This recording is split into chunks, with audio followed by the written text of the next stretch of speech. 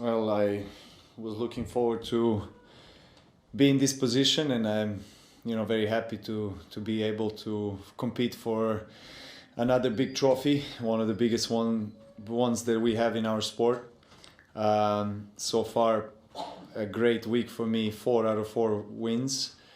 And of course, the last match of the season, I'm gonna give it all. I'm gonna, obviously try my best. I like the fact that I was able to, the win against Medvedev after a very long battle, and then come back the next day after not too much time for recovery, and be able to win another tight match against Fritz in 2 sets. So that's something that has, in a way, defined my career. Over the years, I've had similar situations where I was able to, bounce back and really make some big wins. So I would love to, of course, win the trophy, but I'm not gonna be the only player who is gonna want that on the court. So hopefully I'll be able to play at the level that I've played most of the matches this week, and get a trophy. Let's have a few questions in English. First one there. Hi Novak, it's Klaus from Der Spiegel in Germany. Can you tell us a bit about your physical constitution? You looked better than yesterday, but maybe not at 100% today, I don't know. Well, physical constitution is pretty good, I think, but physical situation and state is obviously different than most of the matches where I was feeling fresher coming in. Today, because of the yesterday's thriller over 3 hours with Medvedev, I did feel heavy with my legs a bit more than any of the past days of the week. And I knew that coming into the match, that I will not be freshest, but that I would have to find a way differently and to adjust my game to the lack of, I would say, reactivity on the court that I had today. Also due to his serve, that is huge, very big server. But I wasn't, let's say, game-wise feeling the best. Physically I was okay, not great or not so bad. So I didn't feel that I was too exhausted that I wasn't able to play. Actually, in contrary, I was fine competing, and I could have gone another set, no problem. But I just felt that tennis-wise, I was not hitting the ball cleanly as I have throughout the week, and that's also due to the heavier legs, less reactivity time. But at the same time, I think that this kind of wins value double, because you're not feeling great maybe on the court game-wise, but you still managed to win against a great player in 2 tie breaks. So of course I have to be pleased with that. Hi Novak, Simone Eterno, Eurosport.it. The fact that you play less than you used to in the past, still on this topic about the physical side, is it helping or not? I mean, you usually arrive at the end of the season that you're struggling because you played a lot, but it seems that having not played so much this year is not helping either. Well, maybe I have not struggled as much as some other top players in the past 15 years at the end of the season. I didn't have majority of the seasons that feeling of struggle at the end. I actually played really well throughout my career indoor last 3-4 tournaments. I won this World Tour finals 5 times, played another few finals, won Bercy many times. So I had a very strong finish generally. So I can't talk about being in a position of struggling. Whether I play less or more, it has always been a case of strong finish for me. Novak, Matt Futterman from the New York Times. Yesterday you got sort of very philosophical about tennis, and I was just curious, is that the way you've sort of always understood the game, or has that evolved over the years? Well, I would like to believe that I'm evolving as anybody else, hopefully in a positive way, and experiencing changes on my body, and of course with my mentality, with my mind, with my character. We all are evolving and moving along. Every single year we are different people, so of course with the different circumstances in life you adapt to them, and you try to be the better version that you have been the year before, not just in terms of athleticism or results or tennis, but just in general. There is more experience, there is more, I like to maybe believe, some wisdom as well in terms of how I see things related to my sport and my life. So of course it's different than, I'm seeing tennis different and the life around tennis today than I have seen it 15 years ago. But, you know, I've always been very thorough with my approach and analysis on and off the court. I was taught and educated and developed, basically. I developed that kind of approach and mentality because of my Jelena Gencic, my first serious tennis coach that passed away. So she was very professional, and she had that holistic approach to everything. So, you know, I inherited that from her. I learned that from her.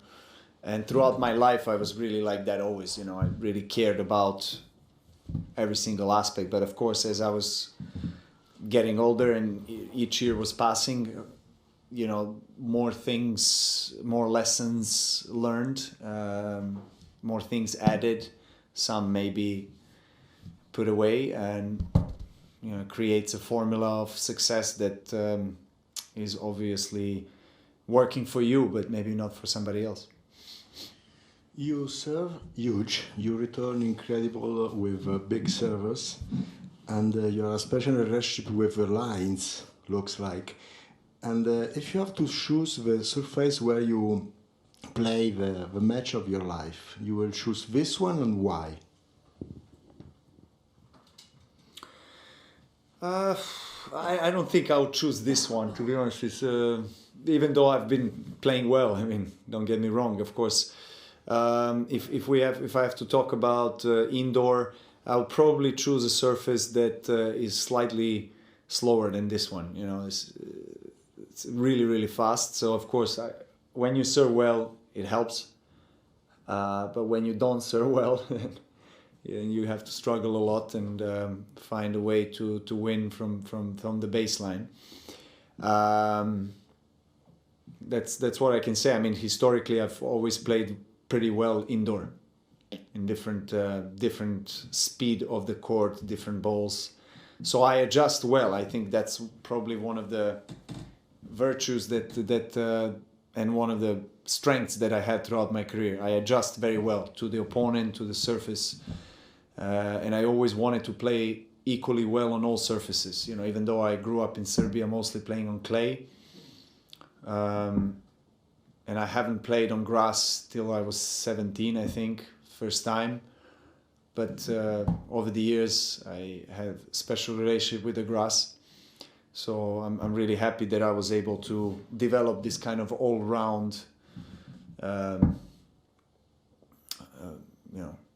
success on all the conditions and tournaments. Last two, Craig.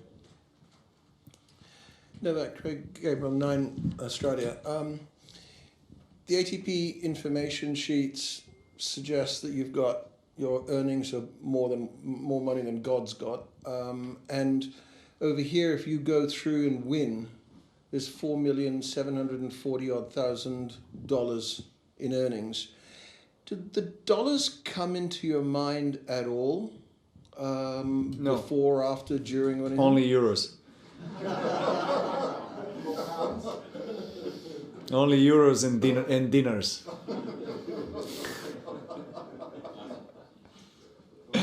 Ibrahimovic said something the other day. I watched it. It was so funny. He said he was playing in LA Galaxy at the time. It was a few years ago, and the journalist asked him whether he refused 100 million to move to another football club. And he said yes, and the journalist said, "But that's a lot of money." He says, "But isn't that important?" And he said, he says, he said, what did he say? Wait a second, I'm trying to remember. He said, money is important. Money is not important. A lot of money is important, and 100 million is not enough. So that was pretty funny. Not that I'm thinking this way, get me wrong. But look, it's all public information. Of course, people can see how much we are earning. What the media is not writing about is also the taxes and also all the other expenses, but that's fine. But I cannot sit here and talk about money as an issue in my life or anything like that. I've been very blessed and lucky, and it comes as a consequence of my tennis and the success that I've had along with my family and my team.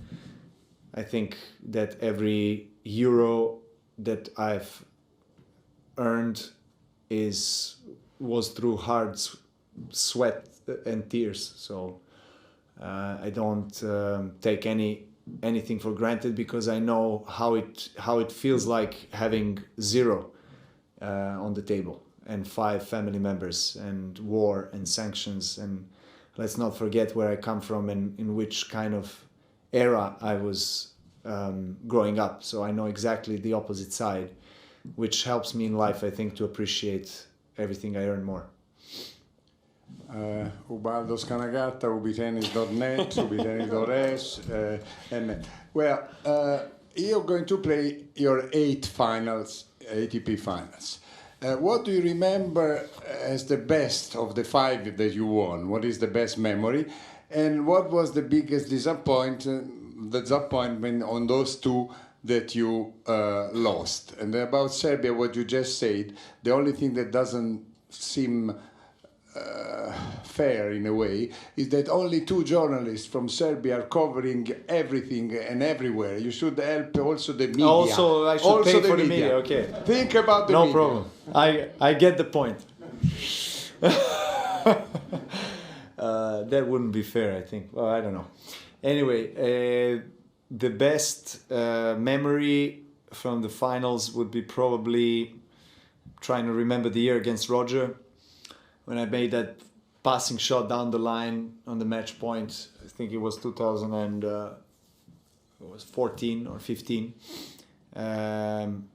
when I won against him. And the toughest loss, well, in the finals I had, as you mentioned, 2 of them would probably be against Murray. Yeah, that year in 2016, and when we were actually fighting for a year and number 1, and he won. So yeah, thank you.